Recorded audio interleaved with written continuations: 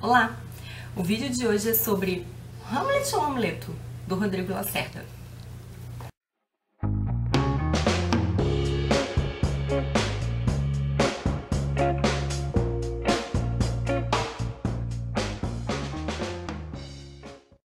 Eu recebi esse livro da editora Zahar, eles me mandaram por causa do projeto Read More Shakespeare, e eu gostei bastante porque eu estava curiosa. Eu não estava entendendo direito o que era esse livro, eu li sobre ele no jornal.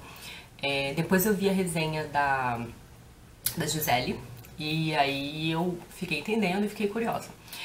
Mas esse livro, né, que tem esse subtítulo curioso, Shakespeare para jovens curiosos e adultos preguiçosos, ele é uma leitura comentada, né? E o que o Rodrigo Lacerda desenvolveu aqui? Ele tem um narrador em primeira pessoa que está orientando um ator que vai interpretar o Hamlet. Esse ator não fala, você só tem essa fala em primeira pessoa, que é uma espécie de coach de atores. E o que ele vai fazendo então? Ele conta a história do Hamlet para esse ator e faz comentários relativos a essa peça. Então ele vai comentar todas as cenas e vai citar algumas passagens da peça que são traduções do próprio Rodrigo Lacerda, né? Que ele até comenta aqui que é uma tradução que deixa o texto um pouco mais fluido para a proposta do livro. Então, por exemplo, ele não vai tentar reproduzir a métrica do verso que tem na peça original.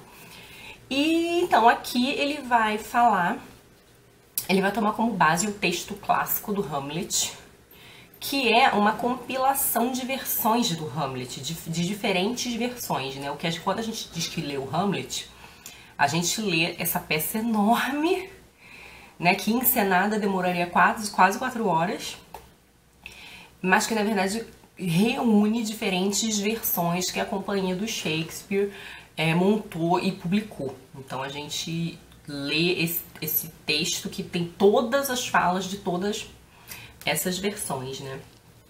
Só que quando elas eram encenadas, né, na época do Shakespeare, ou mesmo hoje, acontecem cortes, edição, né? Porque 4 horas de peça, quem aguenta? Mas enfim, o que o Rodrigo vai fazer aqui? Então ele vai contar e comentar o Hamlet.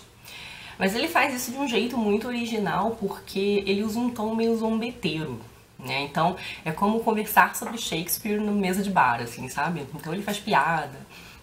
Ele vai dizer que o tio Cláudio, né, do Hamlet, o que usurpa a coroa, que ele tem nome de frutinha. Ele vai fazer piadas desse tipo, vai ficar zoando o Hamlet pelo seu namorico com a Ofélia. Então assim, ele dá um certo tom humorístico para os comentários, mas a pesquisa que tem aqui é uma pesquisa detida, você vê que foi uma pesquisa cuidadosa. Então, além de contar a história de Hamlet, ele vai falar sobre o teatro elisabetano, sobre o universo do Shakespeare, liberdades que o Shakespeare tomava, características da escrita do Shakespeare. Ele vai falar sobre a cultura da Inglaterra e a cultura da Dinamarca, que é onde passa, né, o Hamlet. E vai comentar até comparativamente, porque ele diz que o Shakespeare colocava nessa história dinamarquesa muito da tradição inglesa, né? Então, assim, coisas que provavelmente não teriam acontecido daquele modo na Dinamarca do século XI.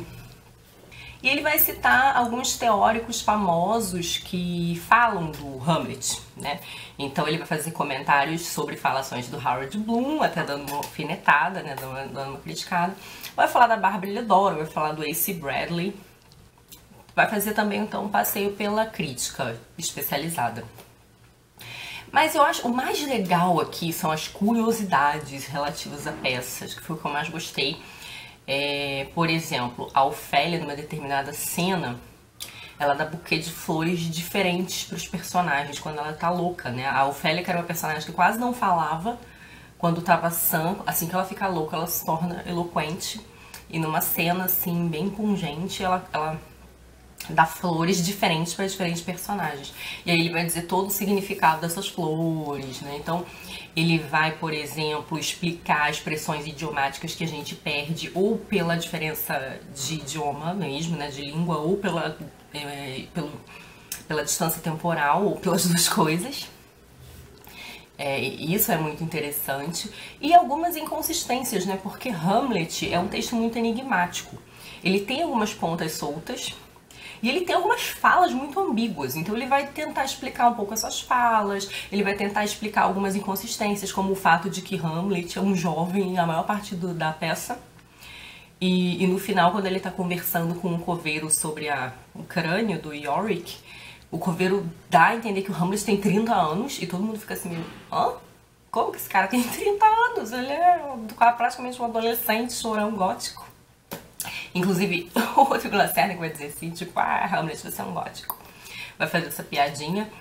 Mas então ele vai explicar que as companhias tomavam muita liberdade com o texto, que provavelmente essa fala dos 30 anos é porque tinha algum ator mais velho interpretando. Isso eu achei muito interessante. E tem um capítulo bem grande aqui, mais ou menos na altura da metade do livro.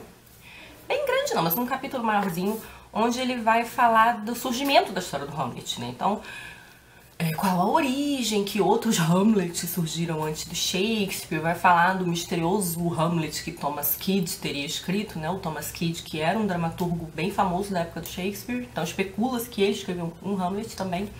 E também especula-se que o próprio Shakespeare escreveu um Hamlet menor e mais simples antes da grande tragédia que eu teria deixado conhecido, né? Então assim, eu tive um pouco de implicância de início com esse subtítulo, mas depois eu entendi por quê. Porque ele diz que é Shakespeare para jovens curiosos e adultos preguiçosos. A questão dos adultos preguiçosos, eu entendi depois, porque assim, se você é um adulto e quer entender mais sobre Hamlet, o que você vai fazer? Você vai procurar textos teóricos sobre isso, crítica, resenha, alguma coisa. E o que o Rodrigo faz aqui é meio que compilar várias teorias, né? Então ele tem um apanhado teórico aqui sobre Hamlet pronto de bandeja. Então eu acabei entendendo o porquê dessa parte dos adultos preguiçosos.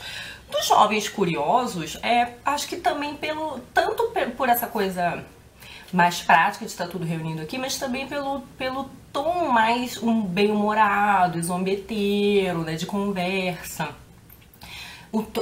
Não tem academicismo aqui, apesar da pesquisa ser bem detida, né, você vê que foi uma pesquisa cuidadosa, ela é apresentada de um modo muito descontraído, né? Isso talvez diminua um pouco essa solenidade do texto, porque afinal de contas Hamlet é uma tragédia do século XVII, né? Então assim, existe sim uma dificuldade no texto, existe um estranhamento até para adulto quando você vai ler Hamlet, porque tem várias falas em verso metrificado, rima, para dar conta da rima, então tem algumas inversões, tem metáforas, imagens um tanto quanto enigmáticas, especialmente no caso do Hamlet, né? Então acho que dá essa facilitada, vamos dizer assim, talvez, para um texto que é muito importante, né? O Shakespeare, que é um autor sempre muito citado, e Hamlet, que é talvez a grande obra-prima dele, né? Esse livro, ele tem uma coisa bem interessante também, porque no final ele tem alguns adendos interessantes que eu gostei. O autor vai citar quais edições de Hamlet que ele leu, quais os textos teóricos que ele leu sobre Hamlet e sobre Shakespeare, quais os filmes que ele viu, e aí eu sou obrigada a concordar com ele, porque ele disse que a melhor adaptação para o cinema de Hamlet foi a do Grigory Kozintsev. É um filme russo de 1964, esse filme é incrível, é muito bom, e o ator que faz o Hamlet é maravilhoso, assim, eu recomendo muito, é um filmaço. A cena que o fantasma do pai passa, assim, um negócio maravilhoso, assim, de lindo, é muito, muito incrível esse filme. Mas ele também vai colocar aqui citações de outros escritores, né, escritores que falaram sobre o Hamlet, como Jorge Luiz Borges, Goethe, Freud, Nietzsche, a própria Eliodora. Tem algumas citações interessantes aqui. E eu achei essa capa bem bacana também, bem interessante. Tá, então é isso. Agora, eu deveria dizer o seguinte, esse livro não substitui a leitura do Hamlet, porque como ele é uma leitura comentada, ele vai antecipar certas cenas, ele vai chamar a atenção para certas coisas que quando a gente está lendo a peça, a gente só teria percebido depois. né? Então, assim, ele tira um pouco a expectativa da reação dos personagens, porque, obviamente, ele tá orientando um ator sobre como o interpretar. Então, ele mastiga certas coisas, inclusive antecipando-as, né? Então, não é o mesmo efeito de ler a peça. Eu acho que esse é um livro muito interessante para se ler depois que você lê a peça, para você entender a peça, até pelo caráter enigmático e ambíguo de Hamlet, né, dessa tragédia. Eu acho que das peças que eu li, essa é com certeza a que mais me suscitou reflexões, me fez ficar pensando no personagem, que é um personagem que se transforma, né, ao longo da peça. Ele evolui mesmo, ele muda e ele tem fases de desenvolvimento bem específicas, com falas bem específicas, né? Essa peça tem todo um viés filosófico. Então eu acho que é bem interessante, né? Aquela coisa assim, quero entender mais sobre o Hamlet. Mas não sei, às vezes você não é nada de letras, você quer entender sobre Hamlet, mas você não quer ler texto teórico, né? Então, mas mesmo pra mim eu achei bacana, porque tem coisas aqui muito interessantes. Algumas coisas que ele cita eu já tinha lido, né? Porque como quem acompanha aqui o projeto no canal sabe que eu estou lendo textos teóricos sobre Shakespeare. Né? Até os três autores que eu citei, Leodora, Bloom e o A.C. Bradley, são autores que eu tô lendo. Então, aqui, mas ele tem curiosidades aqui sobre essa questão de montagem, diferenças de versões e sobre expressões idiomáticas e ditos populares que o Shakespeare usou, que eu acho que foi mais, pra mim, né, no caso, foi o que mais acrescentou, assim, né, aumentou o significado, esclareceu muito o significado de certas cenas. Tá, então é isso, eu gostei bastante. Recomendo para quem quer conhecer um pouco mais sobre essa obra incrível que é Hamlet. Tá bom? Beijos, até o próximo vídeo. Tchau!